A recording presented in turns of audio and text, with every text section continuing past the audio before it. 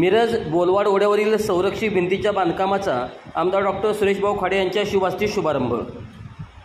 मिरज बोलवाड रस्त्यावरील ओढ्याच्या संरक्षित भिंतीच्या बांधकामाचा शुभारंभ माजी पालकमंत्री आमदार डॉक्टर सुरेशभाऊ खाडे यांच्या शुभ हस्ते रविवार दिनांक 27 रोजी सकाळी करण्यात आला।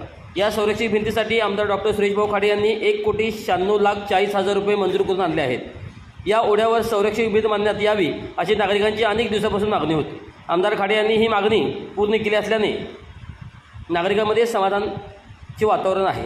या संरक्षित भिंत बांधकाम शुभारंभ कार्यक्रमास माजी नगरसेवक संजय मेढे, माजी नगरसेविका बबिता मेढे, माजी नगरसेवक करण जामदार, माजी नगरसेवक पांडुरंग कोरे, भाजप जिल्हा सरचिटणीस मोहन वाटवे, संभाजी नाना मेढे, रमेश मेढे, अप्पा झामरे, महेश धायारे, ज्योतिका मेढे, हरिणा, अनिता हरगे, अनघा कुलकर्णी, उमेश हरगे, योगेंद्र थोरात यांच्यासह भाजपचे पदाधिकारी, कार्यकर्ते व परिसरातील प्रतिष्ठित नागरिक, महिला मोठ्या संख्येने उपस्थित होते।